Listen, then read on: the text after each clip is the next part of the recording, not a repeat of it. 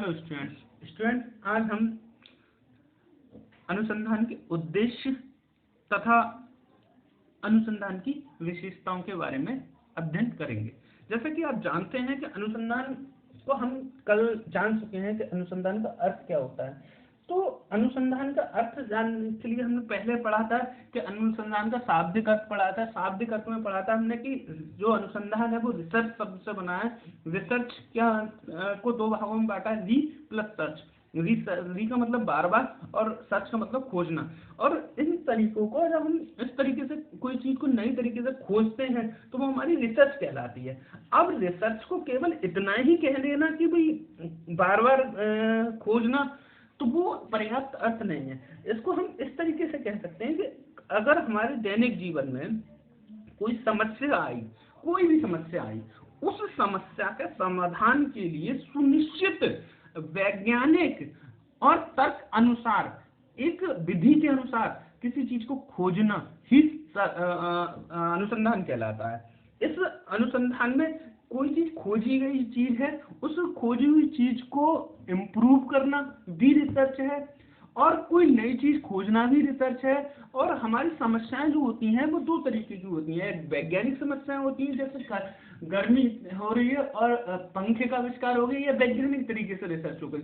और एक होती है सोशल रिसर्च, यानी कि सामाजिक रिसर्च। सामाजिक रिसर्च क्या है कि हमारे, मान लीजिए आज के समय में हमारे जो रिश्ते हैं आपस में, जो रिश्ते होते हैं, चाहे जैसे हम विद्यालय में जाते हैं, आज आप एक विद्यालय में पढ़ रहे हो, उस विद्यालय में आपके जो संबंध बनेंगे, पहले ये संबंध जो होते थे जिंदगी भर चलते थे। आज क्या है कि हमने एक दूसरे को कॉलेज में दोस्त बनाए, वो क्या हुआ, कॉलेज तक ही सीमित रह गए। तो एक समस्या है कि हमारे रिश्ते मजबूत नहीं हो रहे हैं, ये सामाजिक समस्या है, और हम जल्दी से अलग हो जाते हैं। तो इस समस्या का समाधान खोजना भी क्या हो सकता है, सोशल रिसर्च हो सकती है।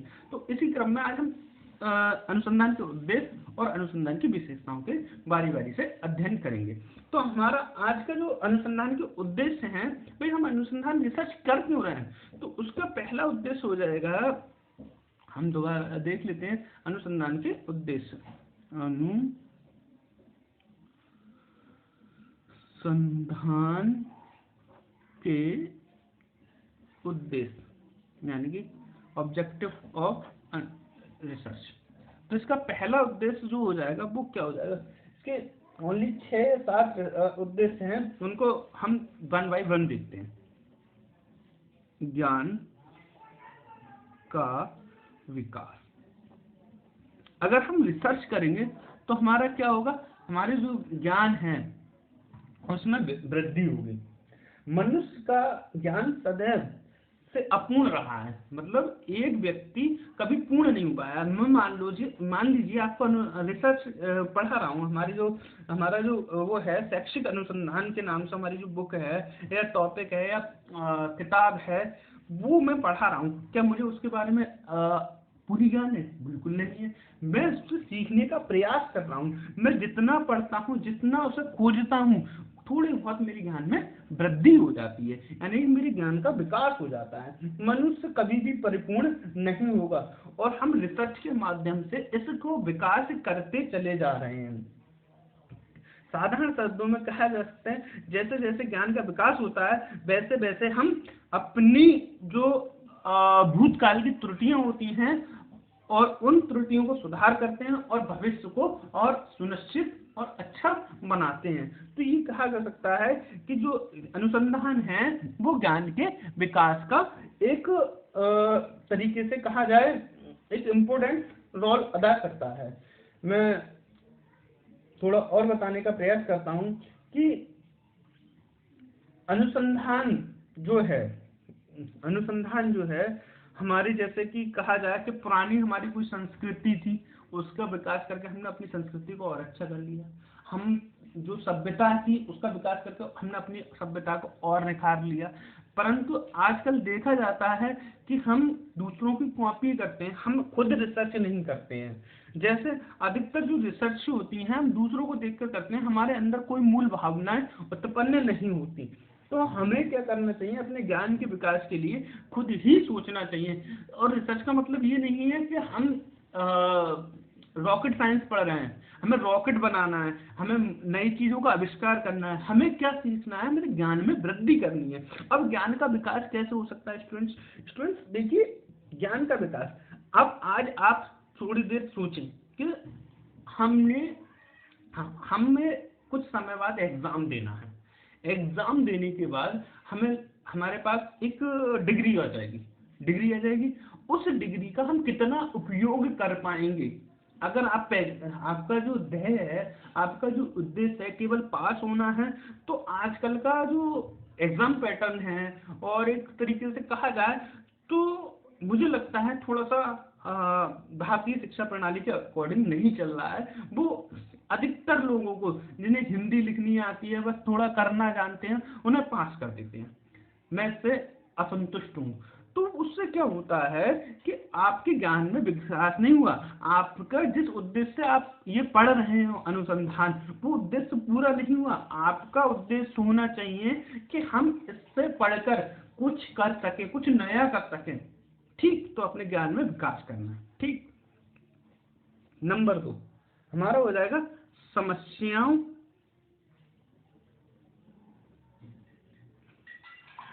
का समाधान। हमारा जो सेकंड कहा जाए उद्देश्य है वो क्या है? समस्याओं का समाधान। अनुसंधान का दूसरा अर्थ अथवा उद्देश्य ज्ञान के विकास के साथ साथ जो हमारे दैनिक जीवन में समस्याएं आ रही हैं उनको समाधान करना है। हम जैसे देखते हैं, मैं एज ए टीचर देख रहा हूँ कि हमारा जो समस्या है कि बच्चे क्लास अटेंड नहीं करते हैं, तो ये मेरी भी समस्या है। मैं इस समस्या का समाधान कर पा रहा हूँ नहीं कर पा रहा हूँ, ये मेरी गलती है, आप लोगों की गलती नहीं है कि मेरा इतने तरीके से प्रभावपूर्ण तरीका नहीं है कि मैं आपको विद्यालय में बुला पाऊँ, महाविद्यालय में बुला पाऊँ। तो ये जो चीजें हैं उसको आपको समझना होगा कि हमें क्या करना है। अपने रिसर्च के माध्यम से जो हमारे दैनिक जीवन की समस्याएं हो रही हैं, अब हमें ये तो समस्याएं तो इसका तो निपटारा हमारे बस की बात है नहीं कि हमारा देश अमेरिका से आगे हो जाए। ये समस्या किसकी है?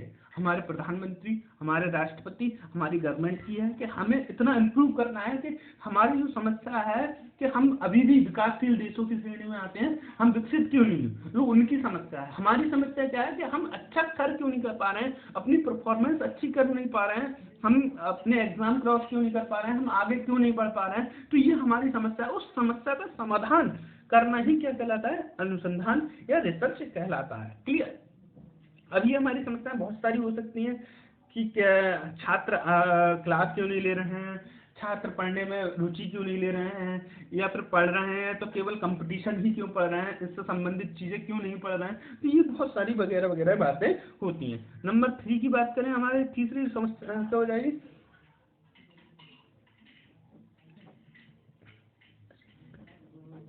अनुत्तरित प्रश्नों का उत्तर खोजना। स्टूडेंट्स, जैसे कि आप जानते हैं कि हमारे पास हमारे दैनिक जीवन में बहुत सारे उत्तर होते हैं जिनके आपके सामने बहुत सारी समस्याएं आती हैं। जैसे अनुत्तरित मतलब जिनके उत्तर अभी तक ना मिले हों। जैसे आप क्या कहते हैं कि आपके सामने बहुत सारी समस्याएं आती हैं जो मतलब कहा जाए विज्ञान ने सारे उत्तरों का अभी तक जवाब नहीं दिया है। जैसे ईश्वर कौन है, कहाँ रहता है, तो ये भी एक समस्या है। इसको जानना, उसको खोजना, वो क्या हो जाएगा? अनुत्तरित खोजों की खोज करना ही अनुसंधान का खोज हो जाएगा। भाई हमारे पास प्रश्न नहीं है, हमारे प्रश्न क्या है कि ईश्वर कहाँ रहता है, हमने तो नहीं देखा है, हमें वो कहाँ रहता है उसके बारे में जानना।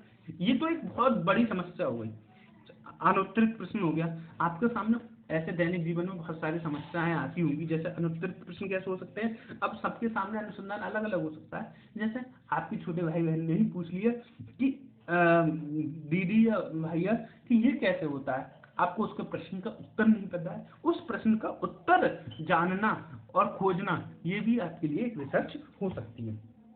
नंबर 4 संबंधों की खोज। भाई ये संबंध क्या है? ये रिलेशन वाले संबंध नहीं है, ये है अनुसंधान के कारण। भाई भाई कोई भी रिसर्च होती है वो किसी न किसी कारणवश होती है। जैसे मान लीजिए आज एक रिसर्च का पात्र है, जैसे अभी हमारे प्रधानमंत्री जी पर जैसे वहाँ पर गए, पंजाब में गए थे, तो उन्हें मतलब कुछ किसानों ने रोक लिया, तो ये कारण था भाई क्यों रोका। उस कारण से उन्होंने कह दिया कि हमारे देश में मतलब मैं जिंदा बच के आया वहां से। तो ये जो चीज है जिंदा बच के आया, उसके कारण क्या थे, उन्हें इतना डर क्यों लगा, ये भी एक रिसर्च का संबंध है। कारण जो है उनका सोचना कि कारणों क्या संबंध है, उन कारणों की वजह से वो डर रहे हैं, वो डरे वहां पे, तो उनकी भी खोज करना भी रिसर्च का उद्देश्य हो सकता है। सीधे तरीके से कहा जाए तथ्यों की खोज करना, भाई हम नई चीजों की खोज करना, ये भी रिसर्च का ही है। भाई नए तथ्य कौन से है, क्या है, कौन है, कैसा है, कहाँ से आया, क्या कर रहा था, तो ये नए तथ्यों की खोज करना भी रिसर्च में आता है, रिसर्च के उद्देश्यों में आता है। नंबर 6 हमारी परंपराओं की जांच एवं वर्तमान में सुधार। कहने का मतलब क्या है, जैसे हमारे पास बहुत सारी पहले प्राकृतिक चीजें थी, ये भी परंपराएं थी। क्या थी परंपराएं, कि भाई हमारे जीवन में बहुत सारी परंपराएं होती हैं, हमारे घर में ही बहुत सारी परंपराएं चल रही हैं कि ये भी रिसर्च का पार्ट हो सकता है। जैसे महिलाओं को ही दहेज क्यों दिया जाएगा, ये परंपरा तो है, उस परंपरा की जांच की ये सही है भाई, हमें लगा नहीं है भाई, तो इसको सुधारो, वर्तमान के आधार पर सुधारो कि भाई भाई दहेज देना पाप है, गलत है, कि ये कोई वो तो नहीं हम अपनी लड़की दे रहे हैं किसी व्यक्ति को, तो वही विधान हो गया। तो इस तरीके की बेकार परंपराएं हैं, उनकी जांच करो कि ये क्यों है, गलत तरीका है ना, उसको सुधारना है हमें, ये मेरा मानना है। हो सकता है बहुत सारे लोगों को ये परंपरा अच्छी लगती है। जैसे मैं कहूँ कि हमें जैसे मैं एक विवादात्मक चीज के बारे में बात करूं कि सब लोगों को जो दान देना होता है वो कहाँ देते हैं, मंदिर मस्जिद में ज्यादा से ज्यादा दान देते हैं। ये नहीं है कि हम एजुकेशन सिस्टम पर दान दें जिससे बच्चों के एजुकेशन सिस्टम सुधरे। तो हो सकता है ये मेरे लिए परंपरा है, हमारे घर वाले भी क्या है मंदिर मस्जिद में ज्यादा दान देने का प्रयास करते हैं, ना कि अपने बच्चों को अपने बच्चों पे तो खर्च करते ही हैं अच्छे से अच्छा, मगर जैसे जो दूसरे बच्चे हैं, गरीब बच्चे हैं, उनकी शिक्षा पर ही दान करते हैं तो बेटर होगा। क्लियर। अभी हमारे इसमें विशेषताएं रह गई स्टूडेंट्स, तो हम विशेषताओं का अध्ययन नेक्स्ट उसमें करेंगे। Thank you very much.